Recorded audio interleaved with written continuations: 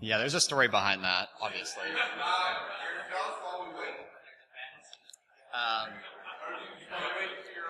No, so Mr. Matthew Graber exploited me while I was on vacation drinking with my family. And without going into too much detail, I now have an $80 North Korean romper, so thank you, Matt. So the goal here is tonight at the bar to wear it and get $80 worth of alcohol, so... Which, can we see it? Yeah, so, yeah, we'll go ahead and... So since...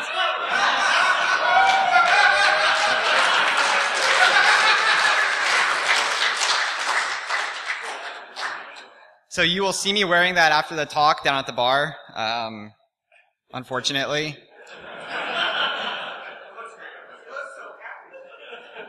It's really detailed. You can see his pores and everything, which is, yeah. Yeah.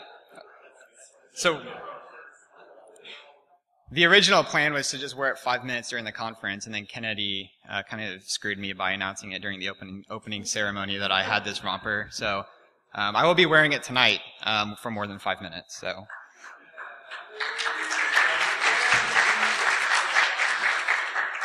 All right.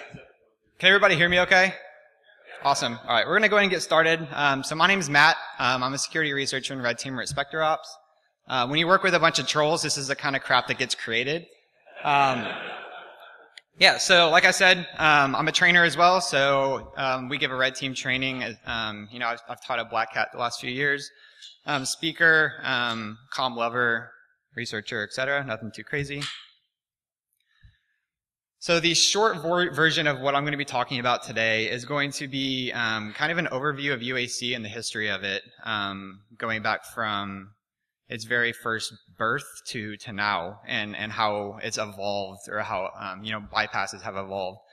So we're going to start talking a little bit about what UAC is, how the integrity level model works. Then we're going to go into kind of the research methodology. So Matt Graber has done a great job of inspiring me to kind of talk more about my thought process instead of just showing kind of the cool stuff that I've found, right? So we're going to walk through some of the methodology for, you know, one specific bypass. Obviously methodology changes around different stuff that you're researching. So we'll kind of cover that. And then we're going to go into how the, you know, various bypasses have evolved over the last few years. And then mitigations, which there's literally one, we'll talk about at the end, and then obviously demos throughout. So UAC, what is it? Stands for User Account Control. So in the words of a Microsoft blog post, is that it's meant to enable users to run with standard user rights as opposed to being an administrator. So the idea behind it was a standard user can still elevate without actually running as a local administrator. I'm sure all of you in here know that that is not the case in most environments. So when a user logs into a workstation and they're a local administrator, Windows will give them 2 tokens to that particular logon session. This is commonly referred to as a split token admin. So they get a standard token, and then when a user elevates, they get an elevated token, which UAC kind of handles the brokering between that. And if you're not a local administrator, UAC offers over-the-shoulder elevation. And that's when you right-click and run as administrator, and if you're not a local admin, UAC will prop up and say, enter the credentials of a user that has the privilege you're requesting, right? So we're going to be focusing on the split token admin scenario. There are attack vectors around over-the-shoulder elevation, which James Forshaw actually outlined a little bit in some of his recent blog posts. So we're not going to go in depth on that. We're going to stick to the split token admin scenario. So who cares, right? So yeah, if you land on a box, the user's a local admin, like, why does it matter? It's very easy to defeat or remove this kind of vector. Don't put your user in the local administrators group. For whatever reason, that's a concept that's really hard for most organizations to grasp. So I have never been on an engagement where I haven't seen most users removed from the local administrator group. So we have always had to get around this feature in Windows. So it's going to be there. It's been there. It's going to be there. It will forever be there until people actually start to, you know, do what they need to be doing, which we'll cover here in a little bit. And then there's the delicate concept of security boundaries, which I was totally prepared for somebody to throw a rock at me when I said that. Attackers don't care about them. I'll in the next 2 or 3 slides, I'll kind of go over a little bit of what a boundary is, which there's no actual definition for it. So I'll go over what my derived definition is from some of the sources at Microsoft.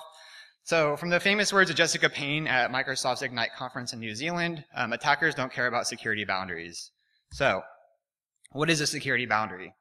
Mark Russinovich did a post in 2007 on UAC specifically, and this is the best definition I could get from somebody that's actually at Microsoft, right? So technically, there's no actual definition of this.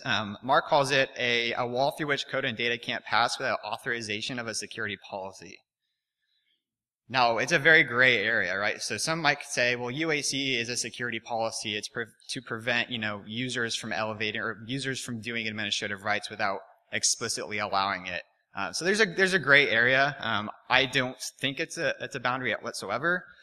This is also a presentation that Mark gave in 2007, I believe. And this is where at the very bottom he explicitly states that elevation is not a security boundary. So that's why that these bypasses are never serviced. Microsoft for the longest time didn't really give 2 craps about it, which is why it just kind of ran rampant for a while. We'll cover towards the end how things have changed, both from the attacker perspective as well as Microsoft's perspective.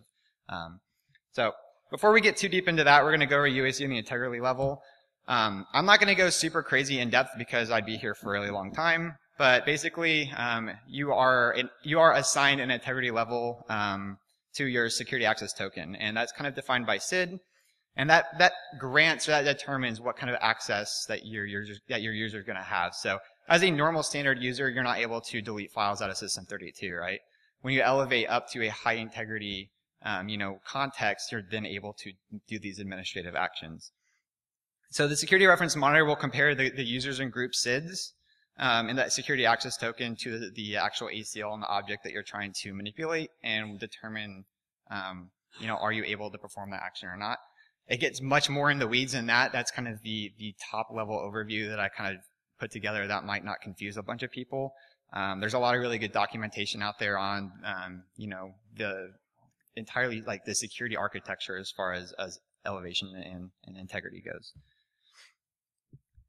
So integrity levels, there are kind of 4-ish to 5 levels. Typically, as attackers, we only care about, being in that high integrity level. So high integrity is going to, give us the ability to make the changes that we need, that be open handles to processes like LSAS, deleting files, etc. Users are placed in medium integrity by default, and then you've got low integrity, which is very restricted, and then you've got system. So kind of where the gap comes in between as far as getting UAC and getting around it's going to be between the medium and the high. So your normal user is going to be medium, and then your goal is going to be to achieve, high or higher. So like I said, when we're researching UAC, we're more interested in, obviously, just the high integrity and medium integrity security access tokens. Again, high integrity equals administrator. Medium integrity is going to be the normal user context. So there are various UAC levels. I'm sure a lot of you are pretty familiar with them, right? So you've got AlwaysNotify, which to most people, for whatever reason, means that like they're completely okay and that their user is fine being in the local administrator group if this is set. You've got just notify with secure desktop and notify with secure, or with no secure desktop and then never notify. So the default is going to be notify, that middle one there. All the way at the top is always notify, and then all the way at the bottom is never, or like don't ever notify. Again, default is notify. So a user is a local administrator. An attacker lands on that host. That user is sitting in a medium integrity context. UAC is set to the default level. So an attacker has to somehow find a way to jump up an integrity level so that they can actually, do what they need to do as far as, dumping crud, stuff like that. So the next component here is kind of the bypass research. So what are attackers doing? What are researchers doing to get around, this feature? One thing I will note is that it's a required thing to get around for attackers, right? So when an attacker has an objective, like that's why they're in your organization, UAC is just going to be a small little barrier that they have to overcome. And this talk is more of a tradecraft focused talk. There are no vulnerabilities, there are no exploitation, there's no exploitation going on. It's just highlighting the high level overview of what attackers are doing to circumvent this in order to keep moving along their chain. So ideally, a user would like to, or an attacker would like to do this elevation without alerting the user. So if an attacker alerts a user during elevation process, it's going to tip the user off. They might say something. It's risky for them, right? So the ideal situation is going to be to elevate silently. One thing that I've been seeing kind of a lot of is these GUI bypasses. If you're interactively logged onto a workstation and you're able to click on things, there's no bypass, there, right? So don't be this guy. Don't open the, yeah. Don't open the task manager, right click, run as, new task, set it to run as administrator, and shells, right? At that point, you can just click yes on the approval prompt. There's no real potential there. So I just want to set the scene for that is, elevating up is going to be something that an attacker has to do silently. And if they can interactively log into a host, being quiet, it's relatively out the window there. They could just click on yes. So elevation objects, for the last, as long as probably way before I was even born,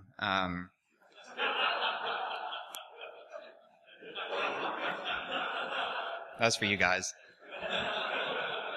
Finding bypasses typically involves finding some sort of object that elevates silently and then abusing that object to get your own code to run.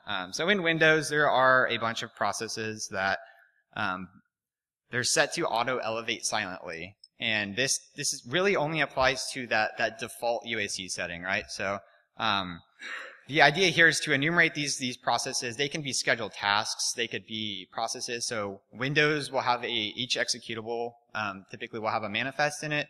That manifest will determine, hey, is this Microsoft signed binary that's running out of a system protected location like system32?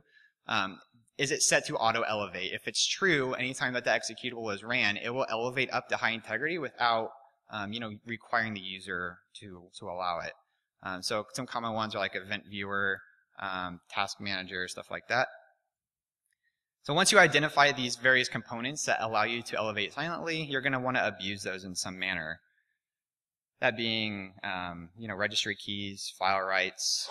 There's a lot of really, really derpy stuff that we'll go over in this presentation as far as that goes. So when looking at the manifest, you can do this with sigcheck tac-im. You can see here that the manifest for eventviewer.exe has the requested execution level as highest available. Then the auto elevate property is set to true. So what that's saying is when UAC is in its default state, any time that a user runs eventviewer.exe, it's going to silently elevate and display the event viewer for the user without requiring the user to click yes on the prompt. Pretty straightforward. So the idea or the methodology behind that is to identify these processes and identify, what are they doing when they're ran. So a good program to do that with is Process Monitor. So this allows you to see, for the most part, what all the process is doing as far as registry reads, file writes, file queries, registry queries, stuff like that. So this is just one example for SDCLT, which is one that I blogged about. When a binary elevates and it's reading from the registry, in most cases, it will read from the current user hive. So it's kind of it's abusing the primitive of a process that's elevated up silently, is reading or pulling information from a location that you as a normal user who's not elevated can tamper with, right? So in this case, it's pulling this isolated command, I think. Nope, app paths. Sorry, wrong one. That was a different one with this binary. So app paths is just saying, SDLC when it starts, what am I doing? I need to start control.exe to open up a control panel item, right? So when this happens, it says, okay, I need to find the application path for the control panel, control.exe. It's looking in the user hive, so you can hijack that and say, cmd.exe is now control.exe. So when the program that's elevated up is looking for the app path of the program it needs, it's going to say, I need this. It's going to look in the registry. Once you change that, it's going to take whatever you give it, right? So instead of the legitimate value, it's going to start whatever you put there. So that's just kind of a primitive. So finding these via process monitor, the way that you can do that is just filter down to events as name not found, and then filter that down to any queries happening in HKCU or the current user's Hive, and that will give you a pretty good idea of what all that particular process is doing as in an elevated context to a location that as an attacker you can control. So, like I said, after you've identified these particular objects, the next step would be to abuse them. That would be doing a registry write to that location, putting your payload in. Again, bypasses are variant in the sense that there are many objects you can abuse. There are many things that you can do to abuse these objects. So registry key additions are kind of the new thing. You've got event variable manipulation, which James Forshaw did a good post on recently. And then race conditions, which is kind of a fun one that me and Matt Graber worked on. So this is just an example of abusing that same one that we looked at in Procmon, right? So it's querying the user Hive for the app path for control.exe. We've replaced that with cmd.exe, and then we started that binary. And since that binary, when it starts, it's saying, okay, my next job is to pull from the registry. I need to start control.exe, sees cmd.exe there, and then just uses that.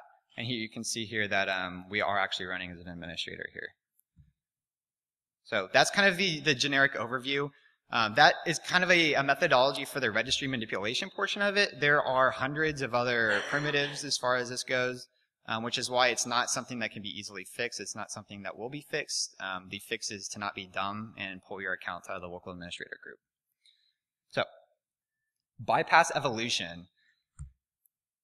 I started developing this deck, and I was like, I'm going to do an entire history talk on UAC bypasses. And I started looking, and I was like, this deck's going to be like 420 slides by the time I'm done. And I don't want to piss anyone off as far as credit goes. So I'm going to go over just some generic ones. This isn't going to cover all of them. This is going to cover some of the more prominent ones that have been used in the wild, at least from what I've seen and heard. If you're looking for some sort of definitive list of public bypasses that are out there, Firefox has a really good GitHub repository of all of these documented bypasses, if they've been fixed, what versions of Windows do they work on, and he's got a POC binary that implements every single one of them. And you can just run it and give it a technique, and it will execute it for you. So kind of a cool little thing as far as playing around with. It's the only source that really accurately and maintains a comprehensive list of these. So definitely go check that out. Like I said, not covering every bypass technique. I'm going to cover just kind of the tradecraft around some of the newer bypasses and from an operational security standpoint that attackers are facing, how these various bypasses might be safer or more noisier than others. So the first one's the good old IFile Operation. So this is the one that's been around since 2009. It's been the default one in almost every malware sample that has some sort of module to get around UAC. Created by Leo Davidson, again back in 2009. It still works on the vast majority of endpoints. So Microsoft actually fixed this in Windows 10 RS2 and build 15007. Which will cover why they fixed that, and like I said, it's not a boundary, so why are they fixing it? I'll kind of explain that here in a little bit.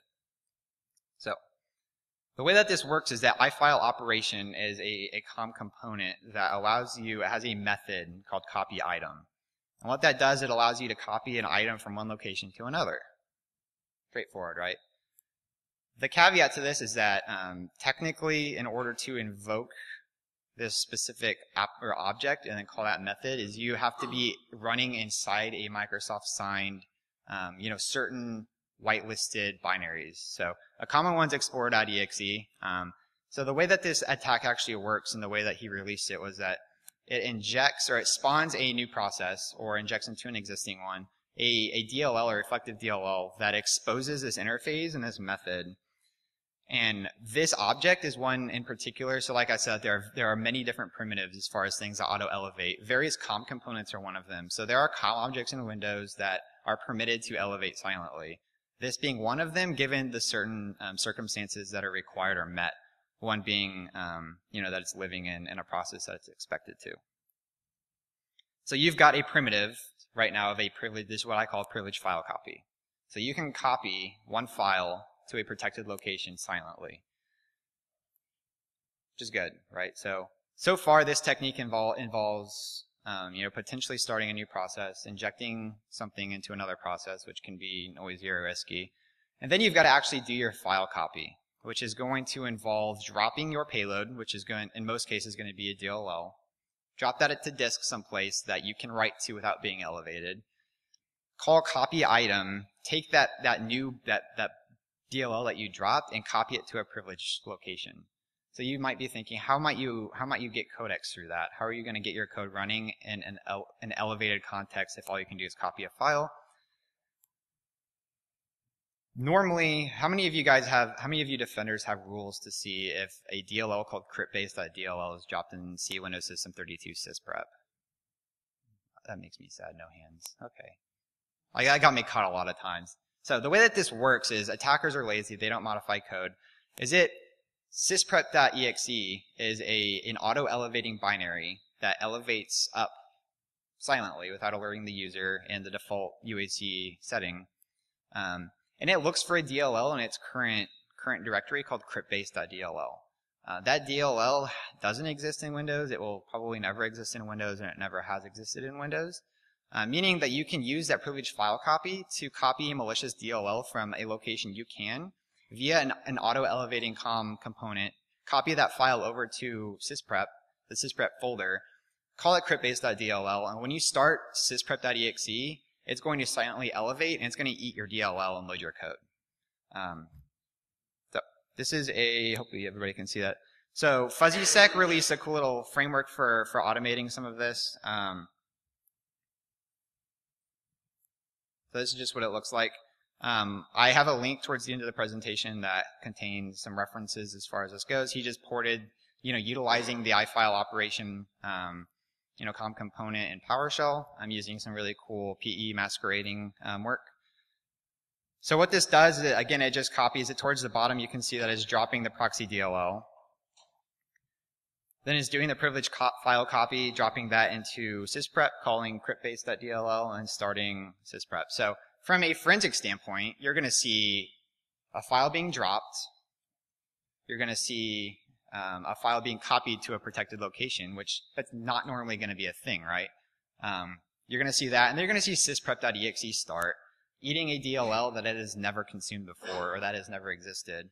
I'm not a defender, so I don't know definitively, but I can't imagine sysprep.exe starting in your environment would be a totally normal thing. But this is still the go-to method for damn near every single adversary that has UAC bypass modules. This has been the de facto technique for, since 2009. I got a little tired of it, and so that kind of what stemmed some of the research in the last, few months, particularly. So another finder called Vazi used the same primitive of a privileged file copy in a different way. So he removed the need to do injection. So there's a built-in utility in Windows 7 and Windows 10 called WUSA. So it's the Windows Update standalone installer. Typically it's used for, extraction and stuff for as far as, installation or update files goes. This is also an auto-elevating binary. So in its manifest, it says that it is permitted to auto-elevate without the user's approval, given that it's sitting in a system-protected path, so System 32 or wherever it may reside. They removed the extract flag out of Windows 10. Reason being is that you could do a privileged file copy with this. You could cap up your payload, throw it in temp, and then call WUSA to extract that cab to a location in System 32. So you're using the fact that this binary is automatically elevating, and then you're using that to extract your payload into a protected location that you might not normally be able to write to. So that gives you another file copy primitive, right? This is an example. So again, this is something that I ported with obviously Vozi's original POC written in VB script. So you're cabbing a manifest. The way that this kind of abuses, you might say you've got a privileged file copy, but what do you do, right? So dropping a DLL might not. It's sysprep's also Let me pause this guy or not. That's fine too.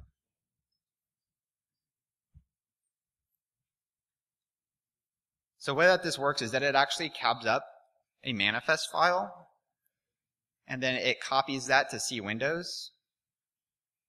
And this manifest file, we talked about manifest files and how when they're embedded in a binary, if they're running out of C Windows System 32, and they've got auto elevate set to true, they're going to be allowed to elevate up, right, silently. The bug here is that wscript/C script does not have an embedded manifest.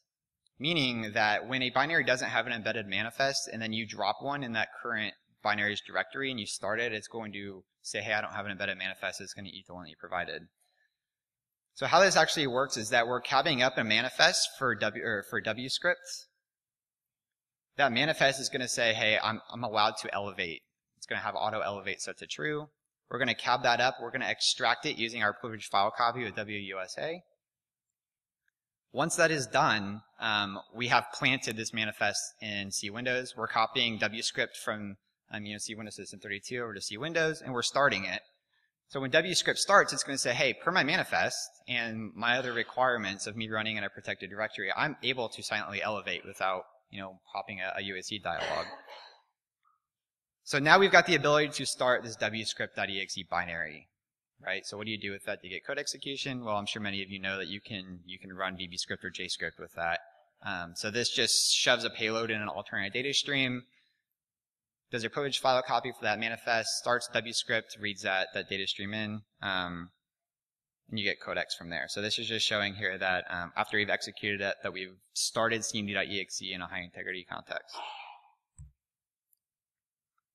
So this is my favorite one. This kind of opened up a class of attacks that I don't think a lot of people publicly have talked about, and that's registry verb handling modification. So when a process starts, and it's typically when you double click on a process, you start a process that's via the open verb. You can do things like when you do right click run as administrator, that's using the run as verb. So there are various verbs that are registered in Windows. There's the print verb when you right click on something and do print, and that's just kind of a shortcut saying, when this verb is invoked, go to the registry and see what do I need to do here. So the open verb is typically mapped to whatever invoking process. So for example, eventviewer.exe has an open verb set to mmc.exe with the path to the eventviewer MSC or MMC snap-in, right? So eventviewer.exe does not actually just start the event viewer. It calls mmc.exe, which is the management console, and then passes it the path to the event viewer snap-in. The cute thing about this is that this is what it looks like. So it's just saying mmc.exe when an MSC file is opened. MSC files are associated with what? mmc.exe, because MSC files are console files. So this is just saying when an MSC file is invoked, this is going to be what we need to do. We need to run mmc.exe and then pass it the path to that MSC. This is what it looks like in Procmon. So you can see that we've started eventviewer.exe, which has a manifest saying, please auto-elevate me because I'm special, I have auto-elevate set to true, and I reside in a protected directory. When that starts, event viewer says, okay, I need to start event viewer somehow, and since event viewer, I'm nervous about Kennedy coming in and seeing me. When that happens, it's going to say, okay, I need to open this MMC snap-in. The file format for the snap-ins are MSC, so it's going to go to the registry and say, okay, MSC files, how do I handle those? And the registry is going to say, well, when you look at the shell open command value, it's going to be the MMC program, right? Perfect. So when you start a process that elevates silently, and then that process invokes another process, it in most cases inherits that integrity level. So most processes are set to in their manifest the elevation is going to be as invoker. So it's going to run under the same kind of components as that invoking process. That's what's kind of happening here. So it's looking in our hive, which we can control without being elevated. it's going to say MSC files, how do I handle those? Looks at that value, and it doesn't exist, so it moves on to, through the typically the registry search order. It's going to move on and say, okay, now I need to look in HKCR, HKLM, I need to see what is the actual binary. We can give it that value, and what actually happens is it loads it up for us. So I scripted this up, you just give it a command you want to run. This just adds the actual payload to the registry and that registry path. When eventviewer.exe starts, it's going to read that from the user hive, and it's going to pull that. The glory about the command, so you can see here that the rcmd.exe said, God dang it. New choice. But what if I dance? Oh, you got bands? How many you got? Enough. Not as nearly as much as that. Well done, sir. Where's the romper? It's right there. I'm wearing it to the bar. All right. Yeah. You'll see it. Trust me. All these people are Yeah. Here's a view. I showed it to him. There you go. Thanks, man. All right. I'm not going to chug this because I'll die.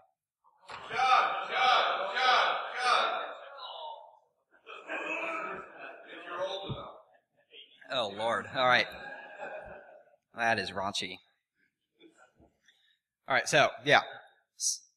Do the registry hijack, start event viewer. It's going to read that as us, and then with these specific command or these verb handlers, you can actually give it a binary and any parameters. So here we can just do like PowerShell.exe, tack E and C, and give it our payload. It can be whatever you want. Here is just a PowerShell command that started cmd.exe. And then all of the really skitty malware authors were like, this is the coolest thing since sliced bread, and now everybody uses it. So John Lambert is, he works at Microsoft leading some of their, various malware and intelligence stuff. He likes to constantly remind me that I'm a piece of crap for publishing code that all the bad guys are using. So he likes to tag me in these. And that actually prompted Microsoft to fix the first bypass that I've at least seen. Historically, they've not ever fixed a bypass, at least to my knowledge. My UAC bypasses have been around obviously longer than I've probably been alive. But this is the first one that they actually fixed. But they didn't fix it by backporting it to other versions, right? They didn't service it. They didn't CVE it. They didn't push it out in their bulletin. They just added it in a new build. So while they were doing the development of this new Windows build, they said, hey, we need to fix this. And they fixed it and they pushed it out. So cool, right? Their mentality's starting to shift a little bit. I think what they're starting to see is that it's still a thing. People still care about it despite it not being literally useful whatsoever in Windows. People still care about it. Attackers still care about it. Attackers still use it. And so they ended up fixing this one. And that started a triage of them fixing them, which makes me want to keep the ones that I find private. And then James Forshaw was like, USC is stupid. And then he put out a 3-part blog post that more or less kills the entire technology for the end of time, which we'll talk about here in a little bit. So this is a fun one. So like I said, we've got various primitives, right? So we just did some privileged file copy ones. This one is a race condition, which is a rather unique one. And part of me kind of questions some design decisions, and I'll explain why here in a second. So when a scheduled task is created, you have the opportunity to, set some properties that allow it to run with the highest privileges in Windows. And what this will do is, so the previous ones they worked in the default UAC state, but they do not work in always notify situations, which is why, people are like, these are cool techniques, but in my company, we set it to always notify and we're totally safe and secure and none of this matters. Always notify bypasses are a little trickier to find because those binaries that do not, that set to auto elevate, when always notify is enabled, it will notify regardless. So that kind of kills the primitive of abusing those auto elevating binaries for elevation, since the user is granted or provided an elevation prompt regardless. Scheduled tasks, on the other hand, when they exist and they're set to run with the highest privileges, they execute with highest privileges without alerting the user. So there is no prompt when a scheduled task that's running under the current user context or set to run as an interactive user with the highest privileges It'll elevate silently. Ugh. Okay. So what this does when the scheduled task is ran is it creates a random folder in the user's local app data temp directory. Sketchy, right? It then copies certain files there and then does some really dumb things. They fixed this in Windows 10 RS2 15.031. So pretty, let's see. Actually, that was the same exact build. So in one build, they fixed, two elevation primitives, more or less. So again, that was fixed. So here's how this works is when you start that scheduled task, it's called disk cleanup. And what it does is it's designed to clean up your system, which it has to be elevated to do that, right? You just run it and it cleans files, all these temp files for you. If you proc mount it, you'll see that it's creating a file in C, users mat, app data, local temp, random folder, and then, is that a DLL?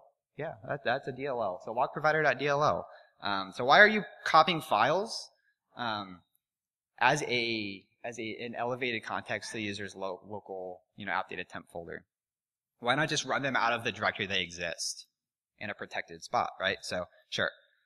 We can then see that it actually copies dismhost.exe to that same folder, which we can write to because it's our local app temp folder, right? So it's copying dismhost up.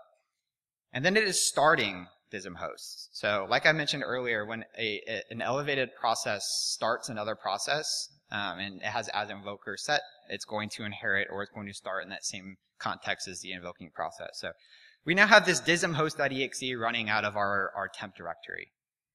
Kind of weird. All of this is obviously with, AlwaysNotify set. And then we can see that it starts loading DLLs in that current directory. So we can, if we can beat the mod load of that high integrity process, or dismhost.exe, we can monitor, or how this bypass actually works is that there's a WMI event subscription that monitors for that folder being created. And once it is created, it will copy the last DLL. So this took a little bit to figure out of which DLL does it load last. Copies our malicious one up there with that same name and just lets it sit. By the time dismhost.exe goes, it loads all these down and then it eventually loads our module. This is just an example.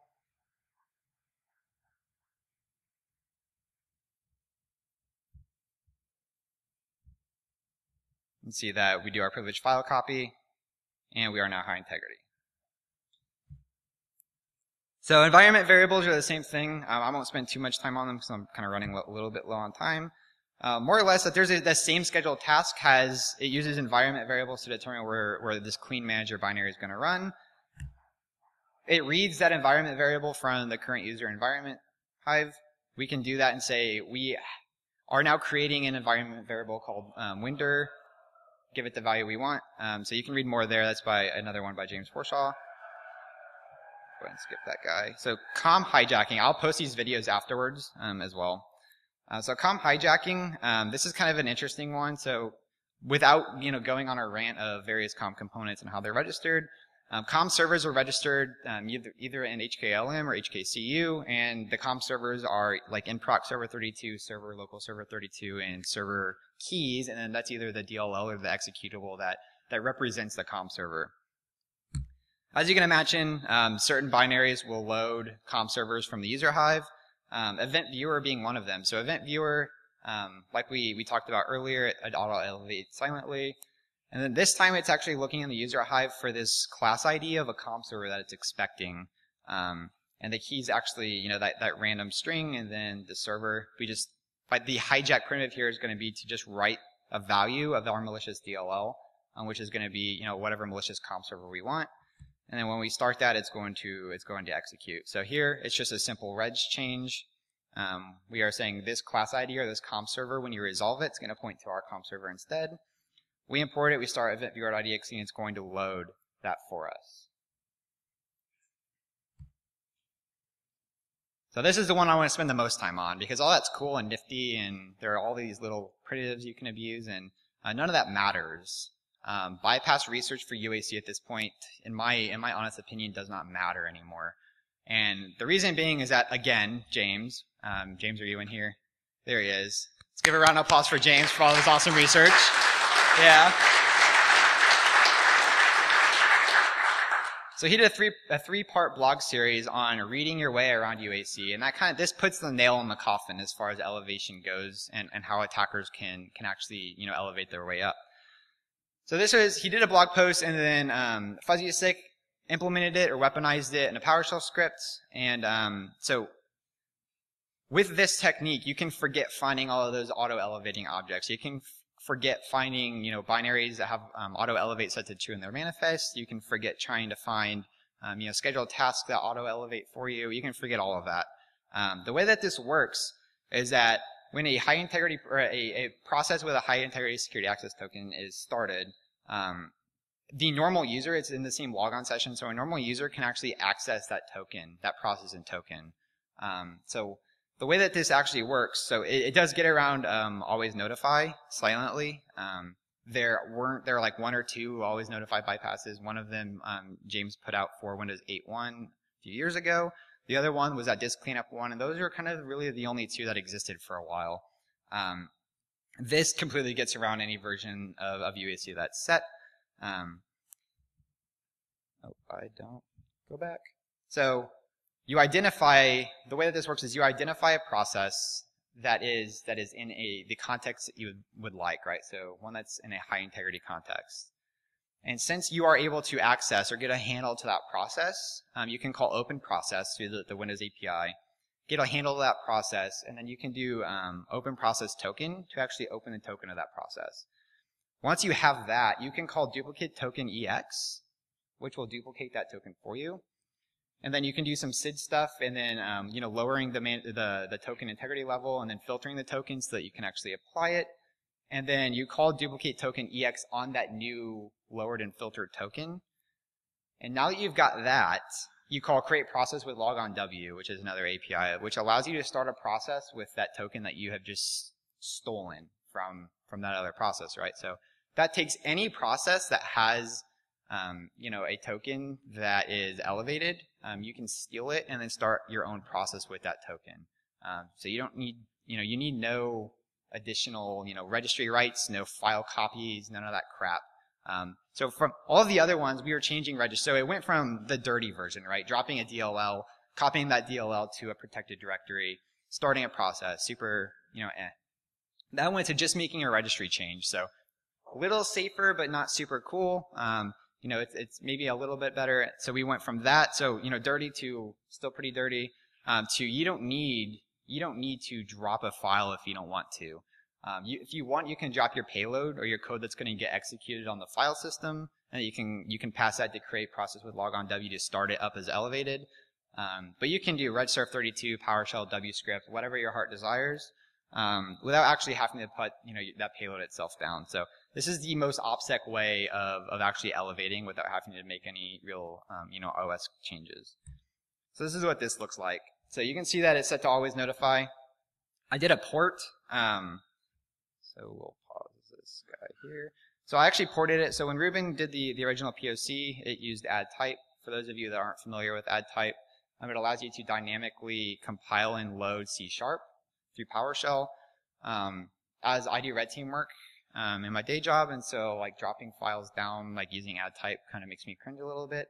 But it was an incredible starting point. So I get a hat tip to Ruben for taking this incredibly crazy, amazing 3-part series blog post that James put out and actually weaponizing it for us, right? So he did the dirty work. He did all of the heavy lifting.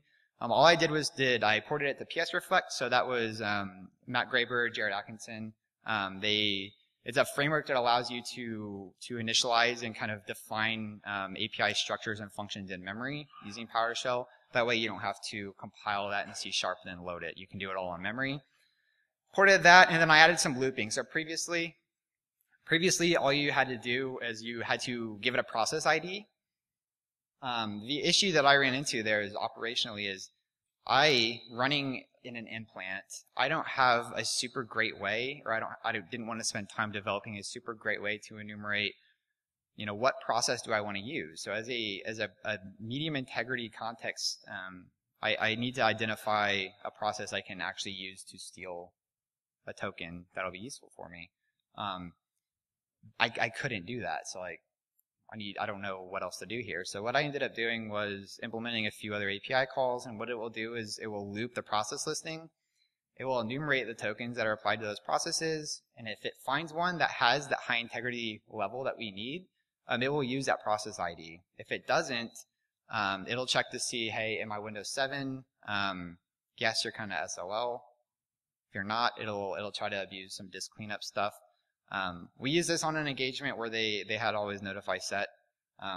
When users are logged into their machines and they have AlwaysNotify set because their security department knows that UAC is the devil and like they have to have this up, users are going to elevate, right, at some point. It's just the nature of it. Anything they do, they're going to get alerted for. Typically, they'll click yes and they'll go on with their life. Windows 10 actually has some stuff that goes on in the background that actually, elevates by itself for you. So this will just loop the process listing. You can set it, or you can change it so that it does a continuous loop, or you can just do a once over loop. Enumerate the process listing, find a target process, and it will actually steal the token from that process. And that's just what it looks like there. So. Again, you can find UAC token magic by FuzzySec. This is the original POC that uses add type. The link to James's posts are in the reference section of this post, as well as 2 slides back, which you can go read the very, very low level details of how this actually works, because I probably did a terrible job at explaining it. So all I did was I took that original concept, took Ruben's heavy lifting and implemented it in PS Reflect. Makes it more safe to use. So you can find that here on my GitHub, invoke token duplication.ps1. Again, like I said, it just enumerates the process list, finds the target process, steals that, and then calls create process with logon w, which will give us code execution, or the ability to start an arbitrary process with parameters in the context of that new token for us. So mitigations. Like I said earlier, every environment that I've ever been in has at least a handful of users that are local administrators. And it takes everything in me to not smack like the people on site when I see this, because this shouldn't be a thing, right? Users don't need local admin rights, so just don't do it. So the mitigation here is to stop running as a local administrator. I can't say it enough. I get a little more depressed every time that I go on an engagement, and I have to actually elevate myself because these users are local admins. So practice real least privilege. Have separate user accounts. Over-the-shoulder elevation seems a little fundamentally broken, so James talked a little bit about it in his blog post. So just practice, decent least privilege. Don't just don't throw domain users in the local admin group for every host and call it a day. So just special thanks to James, Ruben, so FuzzySec, who did a lot of the heavy lifting for porting James's awesome work, Matt Graber for putting up with my dumb questions and helping me out with the race condition, and obviously Firefox for maintaining a really good list or repository of these bypasses, and then all the other people out there that have continued the research. So over probably the last year and a half, there's been a re-owned spark in UAC research. So a lot of people have come out. And they've gained some sort of interest in looking into this stuff. So while the token stuff is amazing, I encourage people to use UAC as a case study. So if you're wanting to get into security research, or you're looking at something to start out that's not super crazy, this is a good one. It's a pretty easy technology to get around once you kind of have your rhythm. So if you need something easy to start on, UAC is a good one. Helps you learn Process Explorer, Procmon, how Windows works to a degree, how registry works, stuff like that. So it's a really good starting point, just because, obviously the POCs or the techniques for elevating, are now kind of null due to the token stuff. Definitely go out and still explore some of these bypasses and find your own, just to get in that mentality of thinking